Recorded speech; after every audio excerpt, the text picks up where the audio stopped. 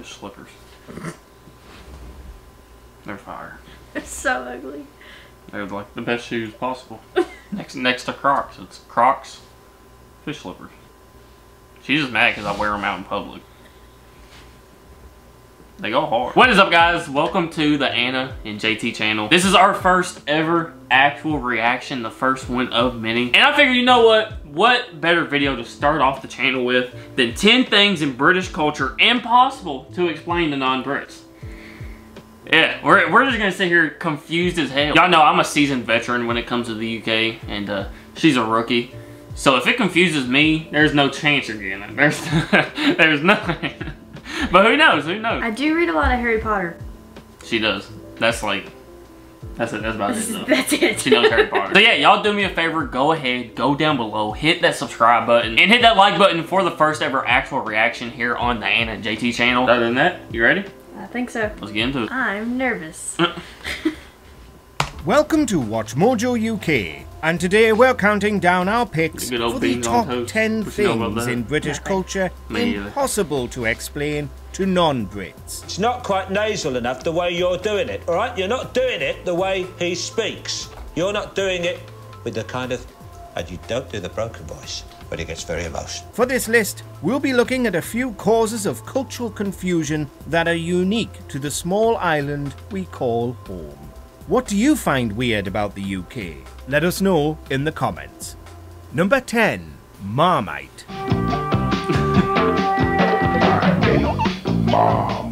A dark brown... Did you try Marmite that one time I tried it? Yes. You did? Yeah. What'd you think of it? It was nasty. Really? It was so bad. Yeah. A lot of people don't think it's good. I mean, a lot of people in the UK do. I didn't think it was terrible. I thought, especially on toast, it wasn't too bad.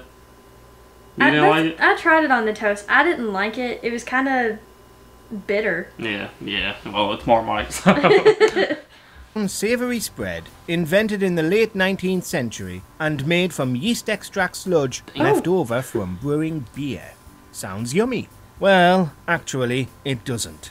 But Marmite fans know the very real joy it can bring when spread thinly on hot buttered toast, with a fresh brewed cup of tea to balance out the salty flavour. Doesn't take long. Some people, they take a spoonful of it and put it in hot water and mix it up and then just drink it. That's disgusting. We should try. If y'all want to see us try it, 2,000 likes, we'll try it. Before new recruit Callum Howe finds another jar in a shocking state. I love this commercial.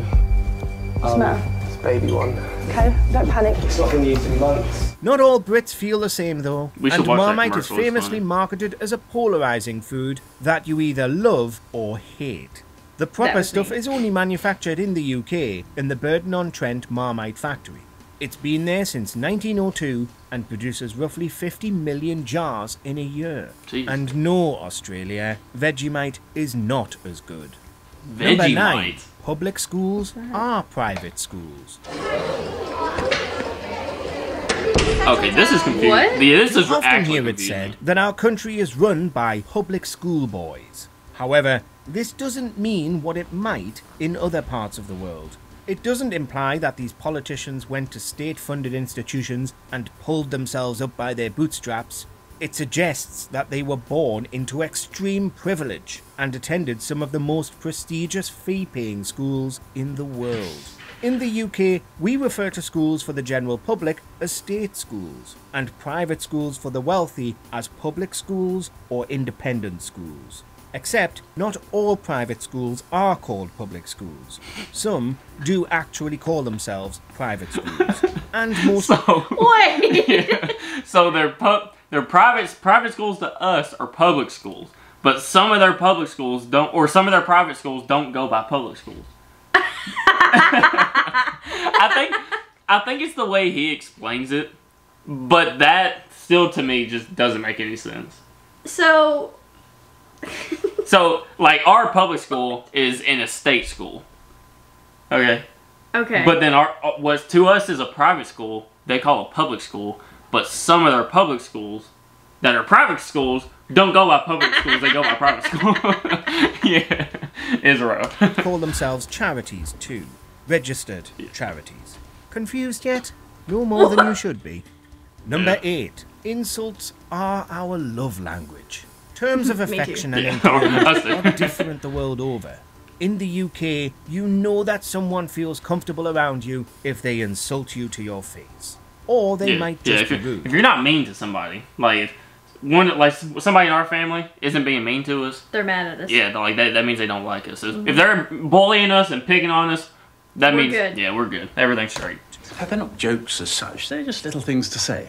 Yeah, it's probably fine in the hands of taxi drivers or cockneys or even Geordies. When you've lived here long enough, you'll learn to tell the difference. Sarcasm may be the lowest form of wit, but it's also a great tool for masking social awkwardness. It stops conversations becoming too serious and fends off the Brits' greatest fear, earnestness. We spend so much time being generally polite, no one wants to put that wall up around their own friends and family. You know what you are? You're a big bag of shit! It doesn't mean we love each other any less, but where's the fun in life without some friendly teasing? Deadpan delivery required, of course. Number 7. Town names and their pronunciation. British place names are famously difficult for tourists to get their head around. Even native-born Brits will get tripped up at some point. The English language has a checkered history. I know a few people that probably came from Britsfield. You can blame most of the confusion on the Romans, Anglo-Saxons, and the Vikings. Also the French and the Celts. Being able to pronounce the name of Welsh village No, we can't listen to him. We can't listen to him say it yet. Hang on. It's tradition. Whenever you come across this town name, you have to try to pronounce it. So, get you a good look at it. This is a real town in Wales. This is like, I think it's the longest town name in the world, maybe. You got this. You got this. Take your time. Sound it out. All of the... Hold on, let me move closer to it so I can see. What are these letters? I feel like I'm looking at algebra for the first time. Just spit it out. You got it. You got it. Like riding a bike for the first time. I'm gonna fall off hard. Can you give me the first syllable? Ian. What? I think. I don't know. You try it first. Alright. You ready for this? No. Ian Fairpog, Russia, Robert Williams, Russia, Silent, go Gulch. What'd you say about Robin Williams? I killed it. That's how you say it right there. Oh. I was trying to listen when you were talking, I ain't gonna lie, but I couldn't hear. Alright, follow after me. Ian. Fair. Pwa. Okay, so Ian Fair plug Robin Williams Goosh. Killed it. First try. Now, was that right at all? Yeah, that was right. No, I don't know. Has even become something of a party piece. Stop the road from Llanfair to Pwllgwyngyll to go get a Quindrobos, Llan to Silio, go. That's what I said. That's exactly what we both said. Right. Like, killed it. Temperature got to 21 Celsius. When you take pronunciation out of the equation, however, there are still a lot of place names that sound like somebody might be having you on. From Fatty Head to Scratchy Bottom, there are oddly named towns in every corner of the British Queen Islands. Camel. Number 6. The variety of accents. When it gets loudly, it gets very loud indeed.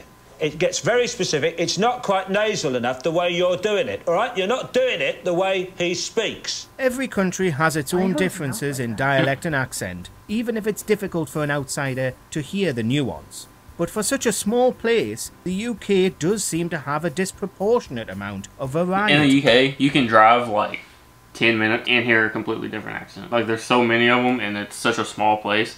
It's crazy. Well, Kentucky's kind of the same way. No, like, completely. If you go east, you can't understand them. Yeah, but that's just another variation. I mean, a completely different accent. It's crazy. For a long time, a British accent was generally thought of as standard received pronunciation. But with the world opening up, regional accents are gradually becoming more familiar to foreign ears. What I'm saying is that, like, they had themselves proper jobs, you know, for a gun till, then they wouldn't do it. You know, a lot of them's from broken homes. That was just a noise. A Glasgow accent is very different from a Newcastle accent, which is different from a Birmingham accent. You're a good man. And a good soldier. That's something we need to watch. We need to watch Peaky Blinders. I've had people say Peaky Blinders is like one of the best TV shows ever. And it's on Netflix. We need to watch it. Never heard of it. If we should watch it, let us know. Countryside don't sound the same as those in the town. Some people in Wales and Mary Scotland even speak a whole different language. And nobody speaks like Dick Van Dyke. Bless him. Alright, I'll do it myself. Number 5. Hot and cold taps. What? There are a few questions that non-natives tend to have about British bathrooms. The no-plugs thing is clearly a health and safety issue. The carpets are about keeping warm, but separate taps for hot and cold, they're a bit more difficult to justify. Yeah, they got 2 different faucets, 2 different taps. One for hot, one for cold. So when you wash your hands, you have to turn them both on and just go back and forth. No. Yeah, they're usually like, they have a plug, and you plug it, then you turn them both on and just fill it up. And just use that water. But there are some that, there's like connectors to where you can connect it and make it one. It just seems like a lot of extra work. Yeah. Or brilliant. Whichever way you look at it. How? We do have our reasons, they're just not really relevant anymore. Historically, cold water came from the mains and was safe to drink. I'm quite alright, Barbara. I ran it under a cold tap. Hot water was a later addition to UK households. When it did arrive, it was usually heated in a tank in the loft, therefore it wasn't as fresh. Modern bathrooms do sometimes have mixer taps, they've just not really caught on yet. Yeah. Number 4. I think people were getting sick from their like hot water just sitting in that tank. Oh yeah. So yeah, but having 2 taps, because they did just have 1 tap for the cold water, but then they added the hot water, and then hot water sits in there and just it's not as, it doesn't circulate as much. Yeah. So the tea obsession. No, Britain is not the only country to enjoy a nice cup of tea. Do you know, I can't remember the last time I had a good cup of chai. But we are quite singular in the way we take it. It's possibly only the Irish who also understand this one. For the real tea drinker, you must understand this is not just a casual beverage. It is usually an addiction, begun in late childhood. A cup of tea can be a consolation, an offer of friendship, or a gauge of how long a visitor is going to stay. You drink a lot of tea. Like a lot of actual warm tea. Yeah. Like if I drink tea, it's normally gonna be like southern sweet tea. But like your dad, he does tea time every day. Yeah. Like at 4 o'clock? 4 o'clock. 4 o'clock, he sits down and drinks an actual cup of tea. With a honey bun. Yeah. So like, y'all actually enjoy tea like that. When a person says tea, they do not mean chamomile or green or iced. They mean English breakfast. Yeah. Usually with milk and often with sugar. And it's one tea I've never tried. Don't leave the English tea breakfast? bag in the cup. Tea Earl Grey hot. Number 3. Metric or imperial. The UK officially adopted the metric system in 1965. That's over 50 years ago. It's what they use in Europe. It's what we learn in school. It's a much simpler way of working things out, as you're working with units of 10, not 12. So why do we still weigh ourselves in pounds and stone? Measure our height in feet and inches? Travel in miles? Buy beer and milk in pints? The older generation will occasionally still tell you the temperature in Fahrenheit.